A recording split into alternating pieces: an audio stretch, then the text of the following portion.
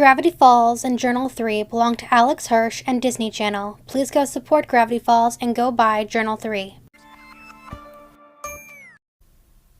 Hello everybody, Raspberry Barrel here, and it's time for another reading of Gravity Falls Journal 3. And I can't remember what part we're on. Is this part 8 maybe? Might be part 8. And so we are nearing the end of Ford's entries and meeting Dipper and Mabel. So I hope you guys are ready to dive in to some big stuff happening in today's chapter. Hope you all enjoy. Please forgive me if I stutter, hesitate, or mispronounce anything, and for anything in the background. Finally, the time has come to test. Main circuit. There is no way either of us is foolhardy enough to jump ourselves. We'll use a mannequin to test. F has become increasingly finicky about the entire test. He seems to check and recheck the calculations. He's nearly as agitated as during the Grem Lobin attack. I worry about his resolve. Despite his concerns, the portal is coming along wonderfully. NASA could only dream of what's happening in my basement. The fuel gauge. Must recalibrate so that we don't short-circuit the entire town again. If it does not make me famous, the power bills will bankrupt me. All is ready for our first major test. If my muse is correct, the grand unified theory of weirdness will be mine. I now know how Newton, Einstein, and the other giants of science felt right before they walked their way into history books. If all goes well, I shall soon be counted among their ranks. January 17th.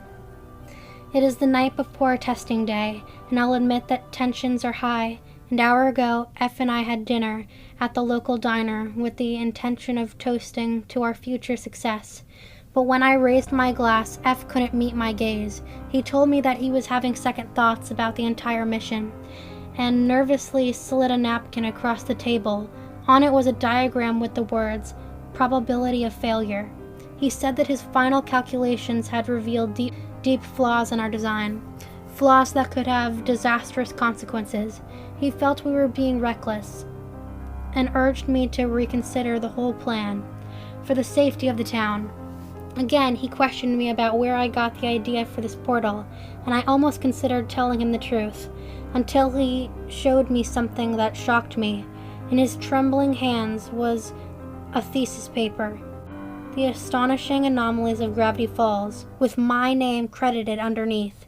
He explained that he had spent the last 3 days working without breaks and had written a paper exhaustively chronicling all my greatest discoveries. "Publish this," he said, placing it on the counter. "This is your research. I merely went through the trouble of cataloging it for you. There are enough discoveries here to make you a multimillionaire. With this, you will have everything you ever wanted, and you won't need to go through with this risky test. Forget about the portal and the grand unified theory of weirdness. Publish this, get your life back, and move on." It was just as my muse had warned me. How could someone I trusted for so long actually suggest giving up now, when victory was nearly in our grasp? Was he planning on leaving me the scraps while he discovered the grand unified theory of weirdness himself? Was I to be a forgotten Tesla to his backstabbing Edison? I asked for the check, and refused to even give his insulting thesis paper a glance. "We will do the test tomorrow night at 8 o'clock sharp, I told him. "Be there or get left behind. The choice is yours." I walked home in the murky twilight and felt something in my pocket. It was the ring that the palm reader had given me at the carnival. It was black. I tossed the ring into the lake. Superstitions are for the weak. I am a scientist, and after tomorrow I will be a great one. And now we have that wonderful page from the show, which is one of 3 parts to the design of the portal, with so much secret code, and it's going to be really hard for you guys to follow along, but I'm kind of just trying to read top to bottom, left to right. Okay, starting with the top, we have these first things that both start with just the letter F. One of them says, "Calibrate the oscillator to 618 and charge the clocks apicider, which is Caesar cipher. And then we go into this box with these weird symbols, and it says, the portal, when completed, will open a gateway to infinite new worlds and herald a new era in mankind's understanding of the universe. Plus, it will probably get girls to start talking to me finally. Right here, now towards the bottom with this D thing, starting with the letter D, it says, access whistle in World 1 to warp to Worlds 2, 3, or 4. Up here a little more with R and W, it says, Oasis 153.4, Chasm 130.3, Clock Tower 55.6, Crystal Forest 15.0, Underground Tunnel 212.2. And the order of the marker switches is on page 158.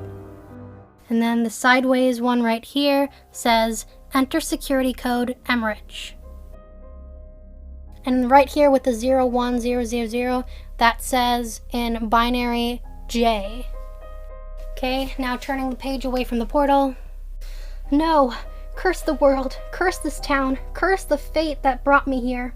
My hands are trembling as I write this, and I must pause to wipe the sweat from my brow. The portal test was a disaster. In F's fatigue, he accidentally left the rope wrapped around his wrist, and once the dummy was released, F's entire body was pulled into the portal along with it.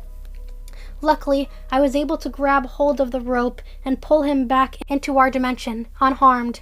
I knew that, despite the accident, F had experienced a remarkable opportunity to confirm or deny our theory, but F would tell me nothing of what he witnessed on the other side of the portal. He was so frightened and angry over the whole ordeal that he spouted some nonsense about the apocalypse, and in a huff he quit the project. After everything we have done together, he had the nerve to grow cold feet now. After he had succeeded in being the first man to enter a parallel dimension, he took his gift and threw it away. Imagine if Neil Armstrong's first words on the moon were, I quit. Well, good riddance. F, you weak-willed hayseed. Go back to your dotting family and a life of fear and compromise. I weep now not for our failed partnership, but for the golden opportunity thrown away. To think I considered him a friend. I know my true friend. It is my muse. I will speak with him tonight. I will seek his counsel. Something is not right. I am used to hearing the muse's voice in my head on occasion, but now suddenly I hear whispers, the murmuring voices of beasts, the echoing howls of lost souls. This is not right at all.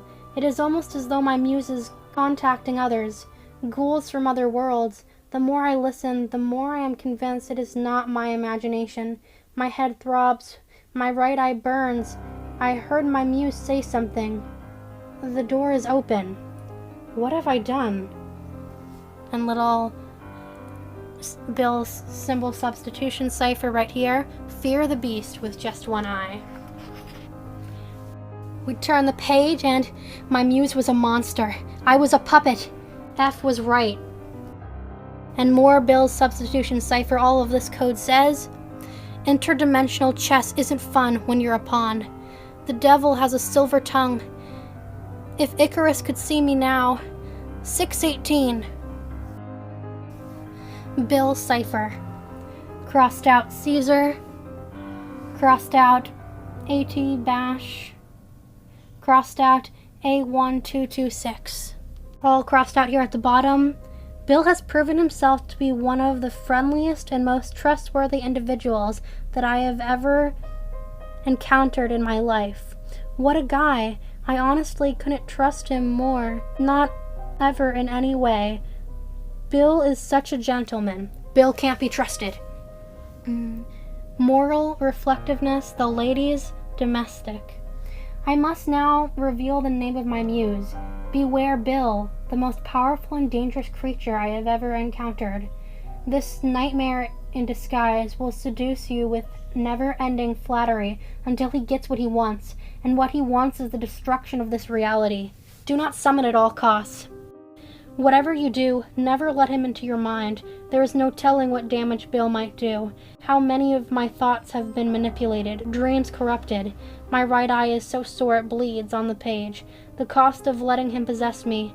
Has he possessed others? According to my research, his deceit can be detected. It is possible to follow the demon into a person's mind and prevent the chaos.